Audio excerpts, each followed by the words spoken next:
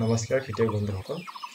বৰ্তমান আমাৰ চাহ খেতিৰ ছিজনটো আৰম্ভ হৈছে আৰু এই সময়তে গছত পাত ওলোৱাৰ লগে লগেই সেইসমূহৰ ওপৰত বিভিন্ন ধৰণৰ কীট পতংগৰ আক্ৰমণ বেছিকৈ হোৱা দেখা যায় আৰু সেইসমূহ আমি সময়মতে নিৰাময় নকৰিলে আমাৰ উৎপাদন যথেষ্ট হ্ৰাস হৈ পৰে।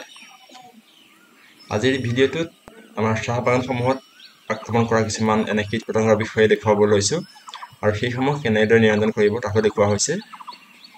কেতিয়াবা কিছুমান চাহ গছৰ ওপৰৰ পাতবিলাক অৰ্থাৎ ওপৰৰ কুমলীয়া পাতবিলাক এই ভিডিঅ'ত দেখুওৱাৰ দৰে হালধীয়া ৰঙৰ হৈ পৰে। পাতৰ কাষবোৰ জ্বলি যোৱাৰ দৰে হয় আৰু পাতবোৰ তলফালে নাইবা ওপৰৰ ফালে ঘূৰ খাই যায়। সেই অৱস্থাত গছজোপাৰ উৎপাদন একেবাৰে কমি যায় আৰু গছসমূহ দেখাত অতি নিশকতীয়া হৈ পৰে। এতিয়া আমি চাওঁ আহক আমাৰ এই গছৰ পাতসমূহ কি কাৰণে এনেকুৱা হৈছে। আমি এই আক্ৰান্ত পাতসমূহ যদি ভালদৰে নিৰীক্ষণ কৰোঁ তেনেহ'লে সেই পাতসমূহতে এই বেমাৰটোৰ কাৰণে দায়ী যিটো পতংগ দায়ী সেই পতংগটো আমি বিচাৰি পাবলৈ সক্ষম হ'ম। সাধাৰণতে এই পতংগটো গছৰ পাতৰ ওপৰ ফালে নাথাকে, অৰ্থাৎ পাতৰ ওপৰ ভাগত নাথাকে, পাতখিলাৰ তলফালে থাকে। আমি যদি আক্ৰান্ত পাতসমূহ ভালদৰে লুটিয়াই চাওঁ তেনেহ'লে সেই পাতসমূহৰ তলফালে এই পতংগটো বিচাৰি পাম।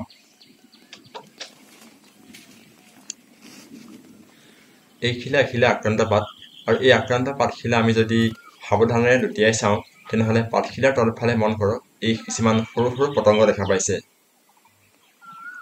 এই পাতখিলাৰ তলফালে থকা সৰু পতংগটো আপোনালোকে নিশ্চয় মন কৰিছে, ই লৰচৰ কৰি আছে। আৰু পাতখিলা আমি যদি ছিঙি আনো বা অন্য এখিলা পাত যদি আমি চাওঁ, ধৰি লওক এইখিলা পাত আমি লৈছোঁ আৰু এই পাতখিলা যদি আমি ছিঙি আনো, এই পাতখিলা ছিঙি অনা হৈছে।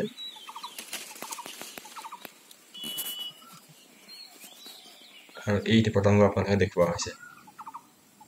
এই পতংগবিধৰ আক্ৰমণৰ কাৰণেই এই পাতখিলা অলপ হালধীয়া ধৰণৰ হৈ পৰিছে আৰু পাতখিলা তলফালে ঘূৰ খাই গৈছে।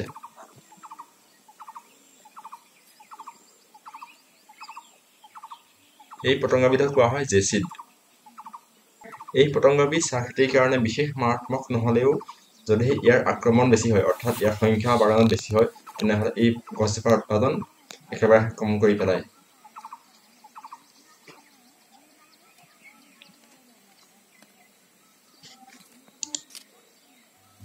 এই জেচিডৰ উপৰিও আমাৰ চাহ বাগানত আক্ৰমণ কৰা আন কিছুমান পতংগ হৈছে গ্ৰীণ ফ্লাই, এফিডছ, থ্ৰিপছ, হেল'পেল্টিছ ইত্যাদি।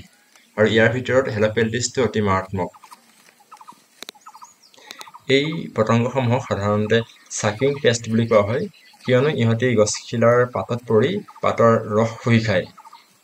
আৰু যেতিয়া পাতখিলাৰ ৰস শুহি খায় তেতিয়া সেই পতংগবিধৰ মুখত থকা লালটি ই গছজোপাৰ পাতত প্ৰৱেশ কৰে আৰু তাৰ ফলত গছজোপাৰ পাতত কিছুমান ৰাসায়নিক বিক্ৰিয়া হয়, নাইবা তাত থকা বীজাণুসমূহে পাতখিলাৰ শিৰাবোৰ অকামিলা কৰি তোলে, যাৰ ফলত পাতখিলা মেট্ৰামেট্ৰি হৈ পৰে আৰু পাতখিলা বাঢ়িব নোৱাৰে আৰু ইয়াৰ ফলত গছজোপাৰ উৎপাদন কমি যায়।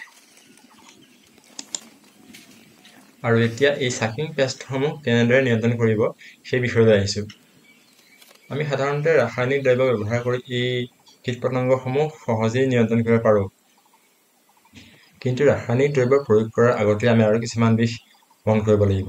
সেইসমূহ হৈছে আমাৰ খেতিডৰাৰ বা বাগানখনৰ চাৰিকাষৰ হাবি বনখিনি আমি কাটি পৰিষ্কাৰ কৰিব লাগিব আৰু বাগানৰ ভিতৰ অংশত যদি কোনো ঘাঁহ বন বা অপতৃণ আছে সেই অপতৃণসমূহ আমি কাটি পৰিষ্কাৰ কৰি ল'ব লাগিব। তাৰ পিছৰ কথা হৈছে আমাৰ বাগিচাখনত নলাৰ সুব্যৱস্থাপনা কৰিব লাগিব, যাতে তাত জমা হোৱা অতিৰিক্ত পানীখিনি বাগিচাখনৰ পৰা ওলাই যায় আৰু মাটিডৰাৰ সেমেকা ভাৱটো নোহোৱা হৈ থাকে। আৰু আক্ৰান্ত খেতিডৰাত কীটনাশক প্ৰয়োগ কৰাৰ আগমুহূৰ্তত খেতিডৰাৰ টেবুলখনৰ ওপৰত অৰ্থাৎ প্লাকিং পৃষ্ঠৰ ওপৰত যিমানখিনি আক্ৰান্ত পাত আছে সেই সকলো পাত ব্লেক প্লাকিং কৰি উঠাই দিব।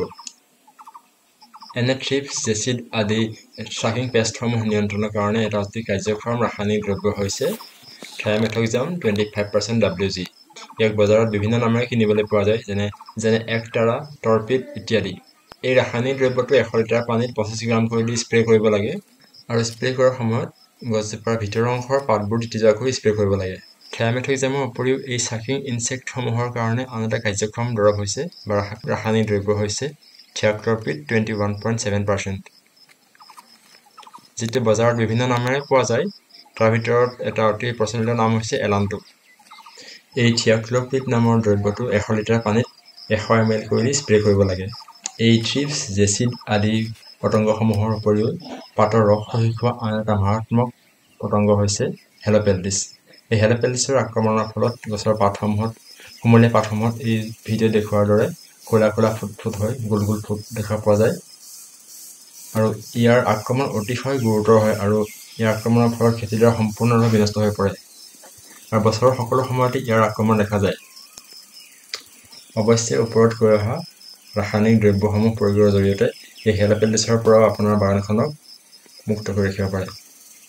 এই হেল'পেল্টিছ নিয়ন্ত্ৰণ সম্পৰ্কে আমাৰ চেনেলত ইতিমধ্যে এটা ভিডিঅ' প্ৰস্তুত কৰি আপলোড কৰা হৈছিলে। আপুনি তলৰ ডেছক্ৰিপশ্যনত নাইবা ওপৰত দিয়া লিংকৰ জৰিয়তে গৈ সেই ভিডিঅ' চাব পাৰিব। খেতিয়ক বন্ধুসকল, আজিৰ এই ভিডিঅ'টোত চাহ খেতিৰ পাতৰ ৰস শোষি খোৱা কিছুমান অনিষ্টকাৰী পতংগৰ বিষয়ে কিছু কথা আগবঢ়ালোঁ।